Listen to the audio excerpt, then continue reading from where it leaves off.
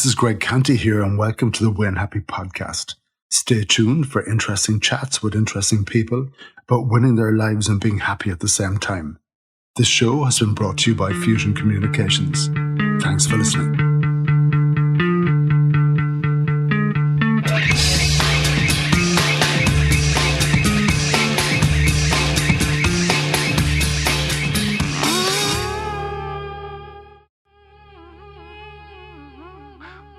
Welcome back to part 2 of this 2-part podcast. In episode 1, we heard about Michael Cronin's early life, his career, and how he did his best to keep huge financial pressure a secret. Michael had a breakdown, he tried to take his own life, and in this episode we talk about his recovery and so much more. Let's hear from Michael. I've no problem now saying I'm not having a good day, or people know around me if I'm not having a good day. And that's fine, because I now realise everything is temporary. You know, bad times are temporary, good times are temporary. Bad times you just ride them through, and good times you enjoy them while they're there, because they don't last forever. I have a few questions for you. Yeah. Was 3 weeks a set period, or did someone say, Michael's fine now, off he goes? So after about maybe a week and a half, at one of the meetings, I was asked, would I feel comfortable going home? And I said no. Because I wasn't, I didn't just feel strong enough, and there was no pressure put on me. Even when I was being admitted, Greg, there was no time put on it. They just said you would benefit from, a spell in hospital. There was never a time limit. They didn't say 2 days, 2 weeks, 2 months. And then I guess maybe after another week or so, it was suggested again. So I said okay, To be honest, I didn't really want it then either, but I knew it had responsibilities as well. It was too easy to stay there, Greg. Again, that was only temporary. It was always only going to be temporary, and no matter how long I stayed in there, I knew I had to come out again. So the holiday couldn't last forever, Michael. I had to face the music, and there was a court case looming over something, and it doesn't matter who. That had to be dealt with as well. And when I did come out, it was maybe about a week later, we had to go and see our solicitor. And I felt okay going in there. We were just going to present ourselves, explain the case to the judge, and he was going to set a figure to pay back, and I'd have to accept that because it was a court ruling, which is what happened. But we were sitting in the solicitor's office, and I remember I just started shaking. And I started crying, and the solicitor said, look, do you want to step outside for a while? Which I did on my own. But I had been told when I left hospital, just to pick a buddy, kind of a worry buddy kind of thing, that if you're just anything at all. So I picked my brother that brought me into the hospital, my oldest brother. And I told him that he was my buddy, and I might ring you sometime. So I rang him, and I was in a state, and he was brilliant, and he calmed me down, and you'd be okay. So we went back into the solicitor, and, we sorted everything, and eventually I had to say, look, I just need to go, I can't be here. And we were driving out the straight road, just driving out here, and again, my whole body started shaking. My wife was driving, and I got uncontrollable pins and needles in my hands, and I started biting. It was so strong I had to bite my hands to try and get rid of it. And my breathing started to get really fast. And I remember my wife rang the GP and just said, my husband's here, I'm not too sure, I think he might be getting a heart attack or something. Because the pins and needles, oh jeez, Greg, they were wicked, down my 2 hands. And I remember I got out of the car, and my GP is upstairs. And Greg, I couldn't even walk. I fell 3 or 4 times going up the stairs, and there was people in the waiting room, and I remember just looking at the receptionist. She said, help. And she put me into a room. It was a panic attack. Wow. It was the one and only panic attack I ever got. Christ, when people tell me they get panic attacks, I feel so sorry for them. It was, you understand what that looks like now? Oh, it was physically one of the worst things that ever happened to me, Greg. I actually thought I was dying. There's things physically happening to your body and your mind that you think this is it. And the solution is to blow into a brown paper bag, Greg. Yeah. It's mad. Yeah. Pardon the pun. But I mean, the GP said to me, here you go. And I was like, what do you want me to fucking do with that? Yeah. And she just breathe nice and gently into the bag. Yeah. 2 minutes later, I'm fine again. Calm down, try to get your body in control again. Yeah. And then, of course, it's a couple of sleepers and go home and go to bed. But The second question I have is, before the breakdown, you were functioning fairly well in the world. You were mentioning you were going off to a 40th birthday party, your friends, your family, your business colleagues and everything else. And the Michael today. And for the most part, no one had an iota of what was going on with you. Would they now say, oh my God, you're so different to how you were then? While they didn't know what was going on, when they see the Michael now and the version of Michael that they saw when you were being troubled but hiding it, would they recognise the two things, or were you the great pretender? I guess I was a great pretender. I'm more open now, and I'll even ask my friends, are you okay? How are you doing? Like, I heard what you went through and... But it wasn't like Michael was flying off a handle every 2 seconds, Oh no. very irritable. Life and soul at the party, Greg. Oh wow. Oh yeah, Jesus, the happiest guy you'd meet. So you had no Great idea? crack. No idea. No idea. Oh, not one person knew. Not one person. It was... I mean, if I was an actor, I'd have got an Oscar. So when you're presenting yourself to your wife and your friends and everything at that time, were you digging incredibly deep to be normal? Yeah. Or was it something that you were able to do easily? Do you know what I mean? I suppose it just became a habit, Greg. Compartmentalising, was it? Yeah, it was, and again, maybe it was survival mode, I'm not too sure. I was two people, I was the real me, which was always worried. I always had a problem with my confidence, which is ironic for somebody who's in sales. I always had this imposter syndrome, where I felt I was always just a few minutes away from getting caught out, no matter what I did. I felt I didn't deserve anything I had. And I suppose that all just stems back to my childhood. Yeah, the Then, same boy, you Greg. can't remember anything up to leaving cert, which is Yeah. a bit bizarre. And stuff I can remember then, it's... I suppose, you see, what I never wanted to do was have my kids to have the childhood I had, and for my wife to have the marriage my mother had. So I became overprotective. And to be overprotective means I never want them to be sad. Yeah. So then you never tell them bad news. No, that's ridiculous, because you're not even doing them any favors, Yeah. because then they'll never learn how to cope. Yeah, we live in the real world. Yeah, well, that's it. But in my world, I never wanted that, because I knew what it was like to be always sad and always, unhappy and always worried. And I never, ever wanted them to worry about anything. And yeah, I guess that was the real me, because the real you is what goes on inside your head. Because we all project somebody, don't we? You're different with me than you are with other people, and you're more open with some people than you are with other people, whether it's conscious or not. But it's just the way we are. You'll tell some people some things, and you won't tell other people. Yeah. Nobody knows anybody 100%. No, not at all. No, but we only know each other, or ourselves, I should say, 100%, and that's the real you. Not what you put up on Twitter. Yeah, exactly. which might be scary. The Michael who left CUH after your 3-week holiday to now, what was that journey like? And obviously, there's no secrets now anymore. The financial stuff was going to be on the table. Your wife and everyone else knew about it. So from then to now, and back to work and being accepted back by colleagues, what has that been like? It's been very positive, Greg. Now, the first few weeks are tough, because it can take 6 or 8 weeks for antidepressants to kick in. I know people have mixed views on antidepressants, and even psychiatrists and psychologists at this stage do as well. And there's a lot of talk as well, about alternative ways of taking medication, which is always interesting. But so it can take 6 or 8 weeks for that to kick in, which it did.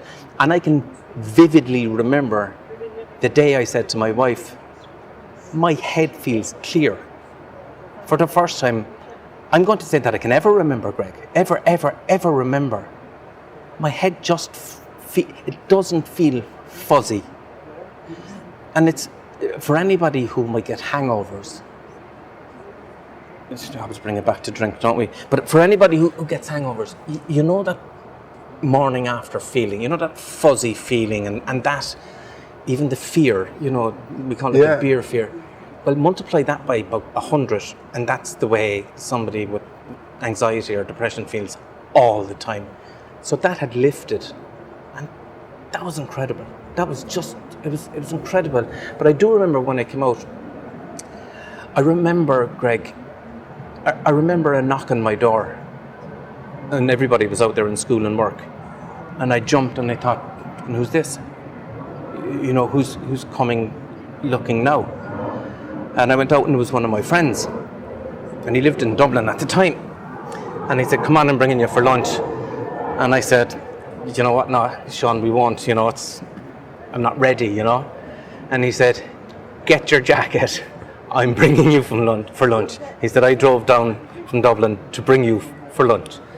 And I said, all right, come on. And it was the best thing I ever did, you know, in all fairness. And we went out, Greg, for lunch, and we spoke about everything except me. Do you think someone gave him a nod saying, we need to get Michael out of here? No, he did it himself. Okay, cool. Yeah, which I thought was nice. One of my oldest friends, you know. You know, these guys that you wouldn't see for months. But that's good. That's what he did. And of course, the guy thing, we don't do that, do we? We don't keep in touch. No, I do now. Yeah. I like to text people now. Yeah. I like to send more deliberate about it. Texts and random texts. I'm sure some people must think, oh, what's he up to now? Is this a goodbye text? But it's not. It's just checking in, making sure you're okay. How the fuck are you? Yeah, that's basically it. I was under no pressure to go back to work. Yeah. Zero pressure. I was told to come back whenever I was ready. I was told, go out and do a call. If you don't do any more, that's fine. You just do it at your pace whenever you want to. And as an employer, Michael, you know, you're writing checks. Yeah. You've got clients for service, and well, we're all new business to bring in. Yeah, all of that. And again, we live in the real world. You do need your teams to be able to function once they turn up. So it does require everyone to be part of this, getting Michael better again. Yeah. It couldn't have been better in my job. You know, I mean, if anybody ever wants an example of how do you deal with something like this, then I'll tell you how, and I'll tell you how my company did it. But well done to them. Absolutely. And well done to you. I'm sure that, you know, that they know you're a good guy and they play ball with a valuable person to them. And all the financial shit, that didn't disappear. So how did that change?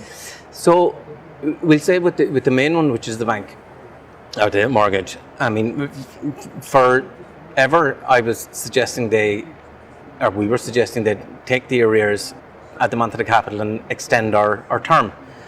Which is basically, listen, I'll pay it back.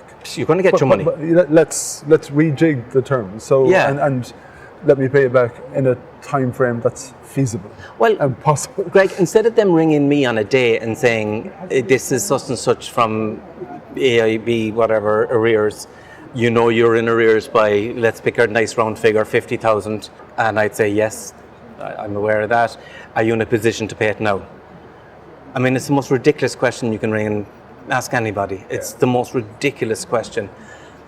So we have the same people making loads of calls, putting people under pressure. And at that time, those lovely recession years, you know, you have people taking their own lives because of this pressure in exactly the same way that you're talking, you know, hiding it from your wife and your family and all that kind of thing. With some very public episodes of that with the Priory Hall apartments in Dublin that were a shambles of apartments, badly built by builders, and then people couldn't repay the stupid mortgages and didn't want to because they were paying things that were worth absolutely nothing.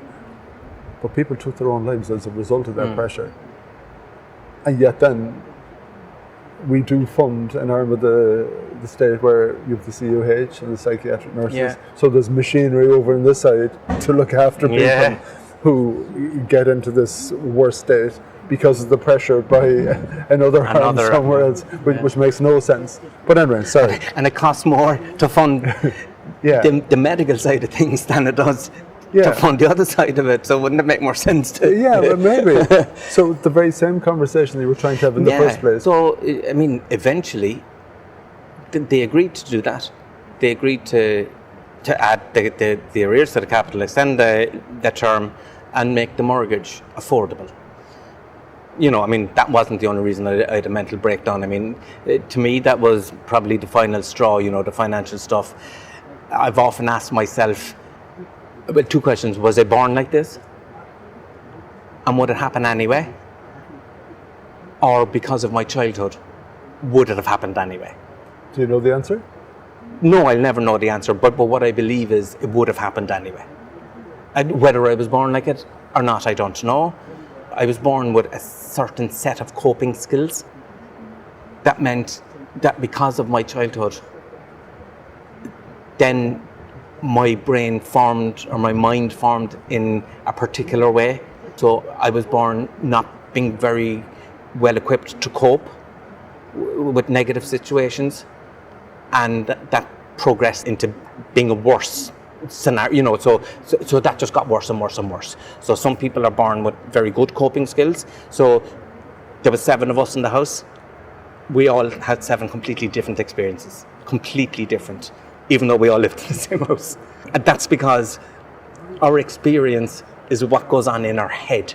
Well, I think on top of that, not all of them ended up in self-employment with a business going under because of the circumstances that were there. Yeah. But that's my point. But I think it would have happened anyway. Oh, do you? Yes. Regardless of Yes. financial circumstances? Yes. Do you think so? Yes, because I was always pretending to be somebody I wasn't. Okay. Do you know what I mean? I was always pretending to be confident. I never told anybody. I wouldn't have had much self-worth because of everything, because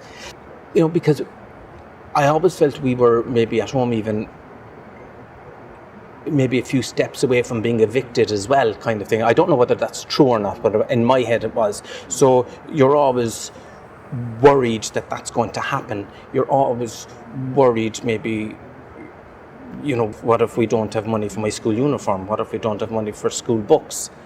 What if we never went on holidays or anything like that, Greg. We never.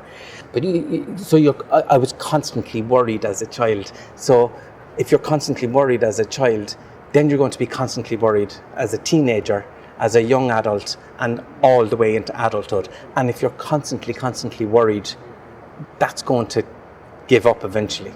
Something's going to happen, Greg. And I'm sure, Michael, if you're back in that worry place again, because the business has gone under and the letters are coming in, you're going to do everything in your power to lock that away, keep it away. And we were saying being first up to get the post and all that kind of thing. I can imagine it. I can imagine it, and I can understand 100% why you do everything to keep that away from your front door. In terms of the medical intervention and wellness and therapies, from 7 years ago to now, did a lot of things happen, or has this all been over to you now and how you look after yourself? So when I left hospital, I was put into the care of the local health centre, where I would have met a therapy nurse for the first few weeks, maybe twice a week, then once a week, and then once a month. So that went on that must have went on for 8 or 10 months, Greg, and she was just incredible. She was amazing. Then one time we got speaking about mindfulness, and the HSE were running a mindfulness course for different people, and that therapy nurse put me forward for that, and I got to do that. So that was, I think, an 8 or a 10 week mindfulness course that was paid for by the HSE. And up until 2 months ago, I had regular visits with a psychiatrist. Okay. So that would have been every month, then every 3 months, and then every 6 months. And then it's probably about 6 months ago, and then just at my last session, we kind of decided between us that there really wasn't any benefit for me, which is a positive. Okay. It's a good thing. That's a really good thing. Yeah, no, that's a good thing. I did start therapy after that as well, which was fantastic. It really was, because I knew there were still places I needed to go to that I hadn't gone to. And I found a centre called My Mind, and I found an amazing therapist there, Mairead, and she was just incredible. You know, she knew I needed to go somewhere, metaphorically speaking, obviously. She knew I had to do it at my own pace, and she left me do it at my own pace. And when I did eventually get there, she was phenomenal. She was just phenomenal. And yeah, that therapy was huge, because it has to be an ongoing process. I know I'll go to therapy again. You know, it's like going to the gym. You know, well, maybe not like going to the gym. That's probably mindfulness. I consider mindfulness exercises for my brain. It's my brain gym. But yeah, the therapy was good. When I left hospital, I was on antidepressants, which took about 6 or 8 weeks to kick in. They don't really have any side effects, Greg. You know, they don't. I've heard, and I was lucky that the first type of tablet they gave me worked. Yeah, because sometimes there's a bit of experimentation, isn't it? Which must be very difficult, Greg. Because if you have to stop something, it means you have to start all over again, and then wait 6 or 8 weeks for it to figure out if it works for you. That must be really difficult. I was also on sleeping tablets, which, now, I've no problem being on antidepressants. I wasn't too keen on the sleeping tablets. I just felt, you know, it wasn't best to be on those. I felt it served a purpose, and I tried to stop a few times, but I think it was more psychological, you know, because as I'd go to bed, I'd say to myself, I bet you I won't sleep tonight now because I didn't take a sleeping tablet. And of course, I fulfilled my own prophecy and didn't sleep. And then I'd cut it down to one, or to half, and the same thing would happen. But when COVID hit, even though I was still employed by the company, I was never laid off. I guess I wasn't up every morning getting into the car and driving, so it didn't matter whether I slept or not. So I just decided, I'm not taking these anymore. It doesn't matter whether I slept or not. Yeah. And I was able to pack those in. You work your way through it. Yeah. And I slept fine. Because it didn't matter. While all this is happening to you and your recovery, obviously you don't exist on an island, and there's your family, there's your friends, there's your partner, your wife, your colleagues, your peers. For everyone else dealing with someone they love and they care for and they work for, that must be a bit of a bumpy sort of a journey as well. And to anyone listening, if you have someone in your circles who's struggling or they're recovering from something that you've been through, what would you say to them? What's their role in everything, would you say? To be honest, it's a very difficult role, and I think it's a role that's forgotten about, which is terrible, you know, because they're the closer people are to you, the harder it affects them, the harder it hits them, and they're often forgotten about, and they keep getting asked, well, how is he today? How's Michael today? How's Michael today? Or, you know, how's he been? And is he okay? And all this. And I don't think they're ever asking, how are you doing? Which is awful. Yeah. And it's a strange one, because you're told as a psychiatric person not necessarily to be selfish, but you must look after yourself. You know, if you can't look after yourself, then the best analogy is the air stewardess or air steward in the plane saying, in the unlikely event of lack of oxygen, the masks will come down, and put your mask on first so you can look after everybody else then. Well, that's a good analogy. You must look after yourself first, and then you're able to look after everybody. That's difficult for your loved ones around you to hear, because I'm sure they're thinking, and who the fuck looks after me? Yeah. And, you know, that is difficult. What I'd say to people is just, unfortunately, it's time. You just have to give it time. You know, it is difficult. I hate comparing mental illness to other illnesses, but sometimes you feel you have to. If it was any other illness, you wouldn't feel hard done by. You know, you wouldn't feel, why is all the attention on him? And, you know, so maybe if we can change our mindset a little bit and start treating mental illness the same as any other illness, then maybe it's easier to deal with. Okay. And work together, I suppose, is the thing as well. And say how you feel. Like, don't be afraid of upsetting the person who has had, you know, say, or who's been diagnosed with depression or anxiety or whatever. don't be afraid of saying how you feel, because this is what it's all about. It's all about being open with each other. Yeah, and if we're open with each other, Greg, do you know, you're actually doing yourself a favour, most importantly, as the person who feels not hard done by, but who's finding it tough. And it's okay to say to that person, you know, I'm really finding it tough dealing with our situation. That's okay, because then the two of you get to talk. Okay, that's what was missing. You know? So that they need to stop pretending as well, I guess, at one level. Yeah, and have no fear saying, I'm having a shit day today as well. You know, and that's okay. Because somebody has depression, they're not void of feelings. They're not void of being empathetic and listening and even giving advice. You know, just because somebody has been diagnosed with that depression, they're still a person. They can still function. You know, and it's important to talk, you see, and that's the issue. And don't be afraid to talk to somebody with depression. And ask them how they're feeling. You're prolific on social media, and I'm just going to read out a tweet that you put out, it might have been yesterday. Okay. Every evening, I pour myself a glass of water and I take 2 antidepressants. I wish I was normal and didn't have to take them. And you explain then why you did. So you've obviously taken on board a role of, I'm going to talk about this. Mm-hmm. I'm going to, maybe in talking about it, destigmatize it in some way. And I know you're being proactive as well with Aware. Yeah. So the decision to grab that flag and wave it, when did you make that decision? When I came out of hospital, because I had nothing to be embarrassed about.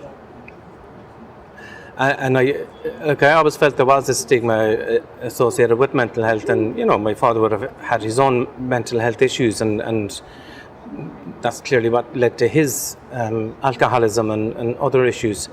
So I just decided there was nothing to be embarrassed about. And although my company had told my customers that I had a car accident and I was going to be out of work for a while, which was very kind of them, you know, because my boss said to me it wasn't my job to tell people, you know, that's your job to tell people, which I admire him for.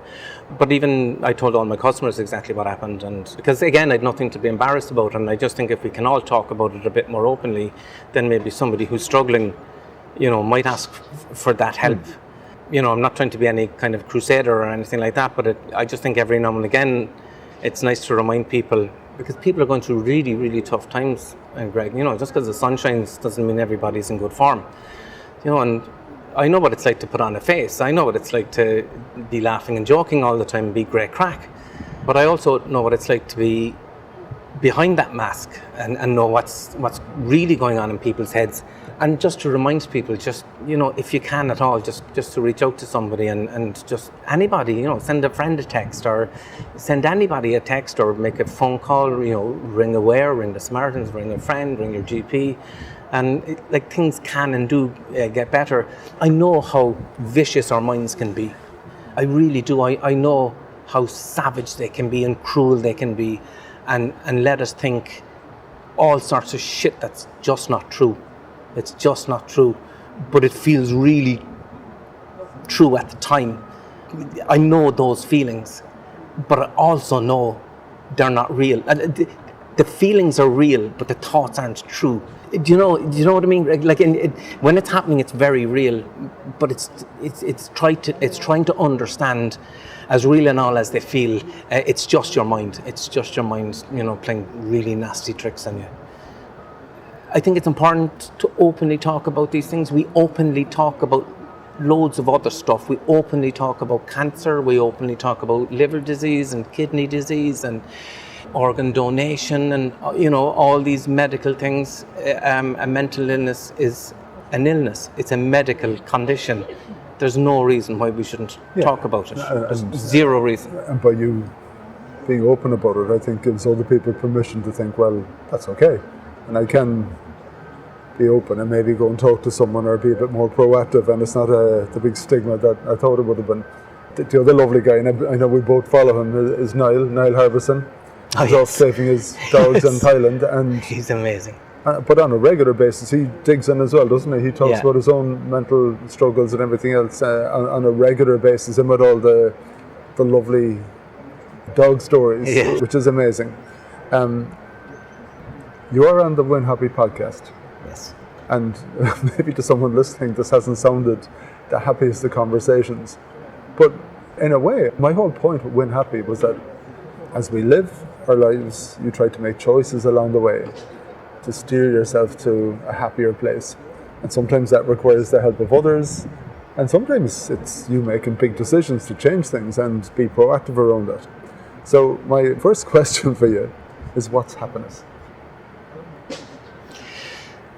Yeah, see, I know you're going to ask that question, so I decided not to think about it. No, genuinely I did. So happiness is the feeling, as is sadness. And happiness is a moment in time. So I can sit here, Greg, and I can look at that stunning weir, little water weir over there. And I can go to a place in my head where it makes me feel very happy. I don't need huge expressions or huge motivations, I don't need huge things to make me happy. I like to take happiness from small little things. Now, of course, my wife being happy and healthy, my kids being happy and healthy, that makes me extremely happy. When I'm sitting downstairs and hear my two girls upstairs laughing, very few other things could make me happier.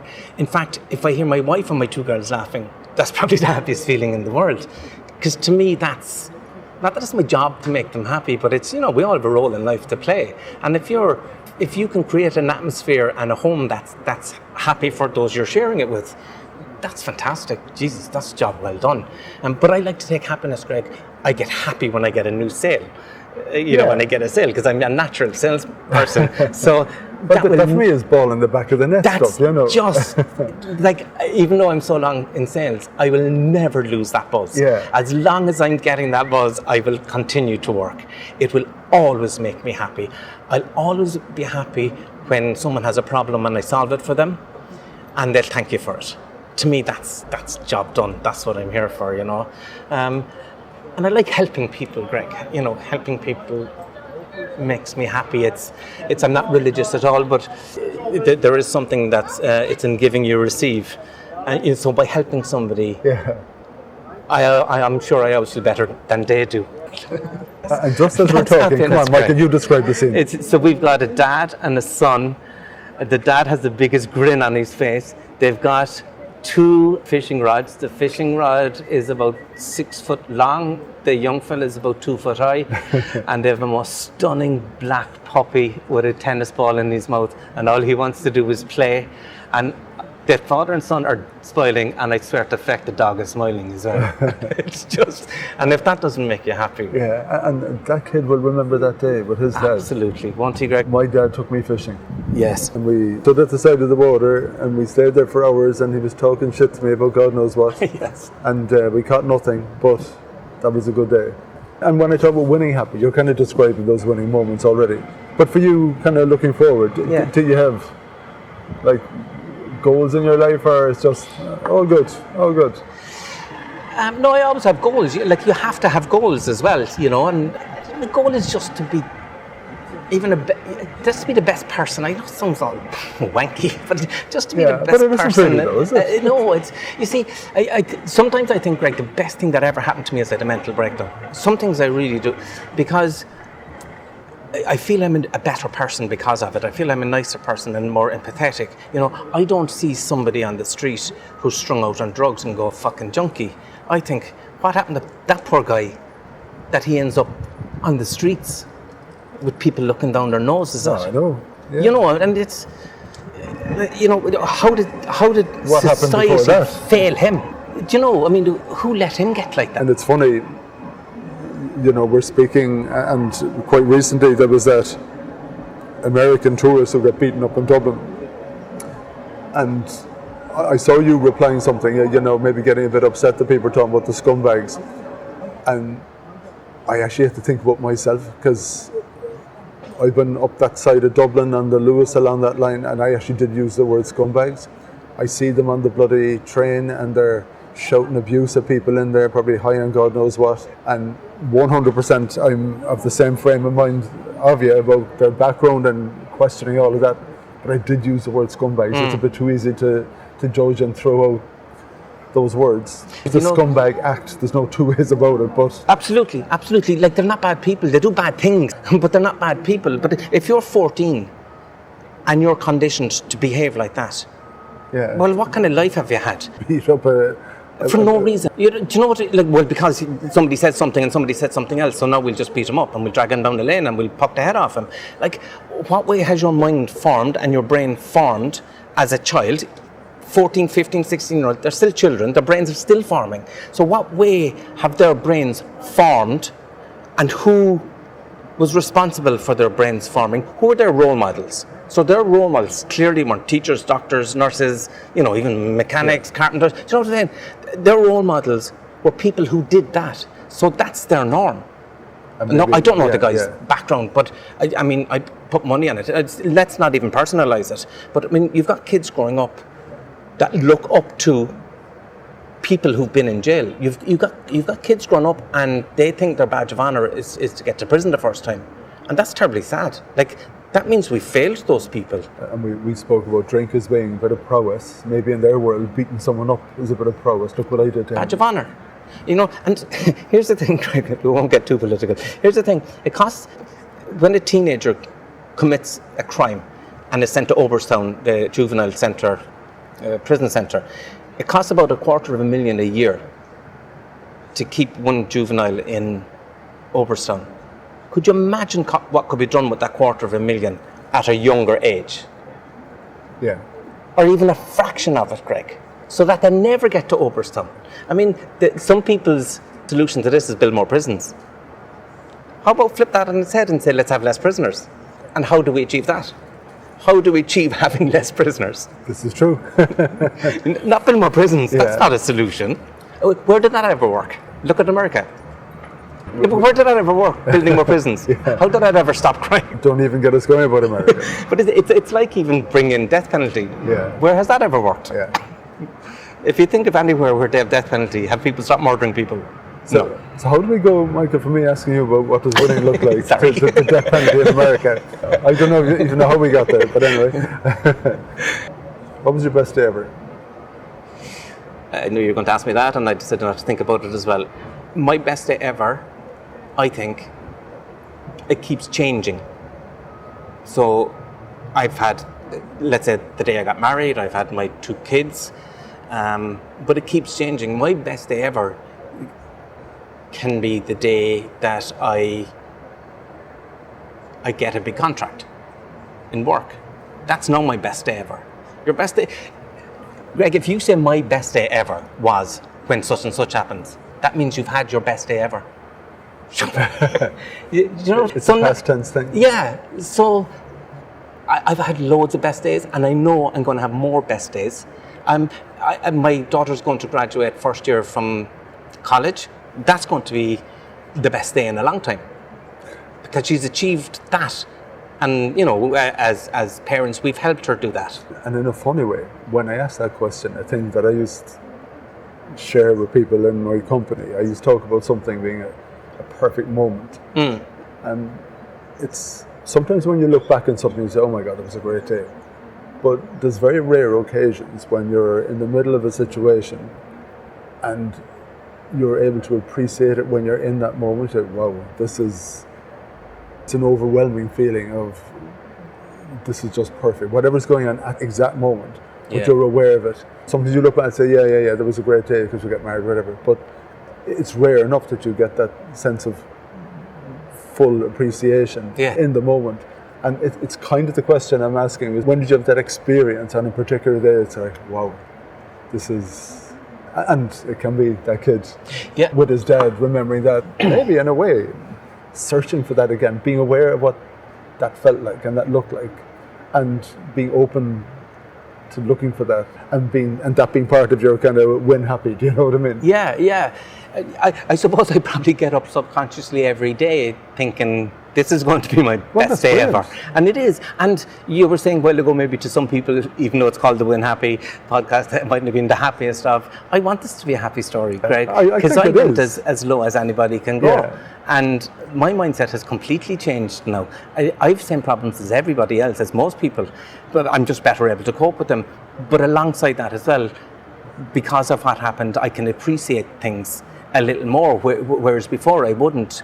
You know, I can drive down a country road and look at the colours. One thing I did is I got a camera for my birthday when I was 50, nearly 2 years ago. Well, I love photography anyway. I always love looking at photographs. But when you're looking for a photograph, you see stuff that you wouldn't have seen. So now I'm of the frame of mind where, wouldn't that make a lovely photograph? Yeah. So therefore you're appreciating things, and people don't realize that that's mindfulness. That's taking your mind out of the rat race, let's say, and concentrating just on that moment. Yeah. And the more we can do that in a day, the better we're going to be. You know, the better our mind's going to be. They're perfect moments then, aren't they? And just They are. Appreciate them and live them and be aware of them. And coping with life is, you know, it's not burying the head in the sand. You're still able to cope with life. Anything you want to say to the listener before we sign off, Michael? One thing I will say is just that if you're not feeling right, if you're not feeling good, just ask for help. It's not an easy thing to do. I'm hugely aware of that. It took me years to ask for help. But it was, talk about best days. One of my best days is the day I rang my doctor. That's the day my life changed. I think that's pretty on the button. Yeah, and it changed because I asked for help. I asked for help that I never knew was there. I guess I was so low that I kind of didn't care. I just asked for help. But despite what I believed, the help was there, and it is there. And it's there for everybody. Good man, Michael. Thank you. Take it easy. Cheers, my man. Thanks.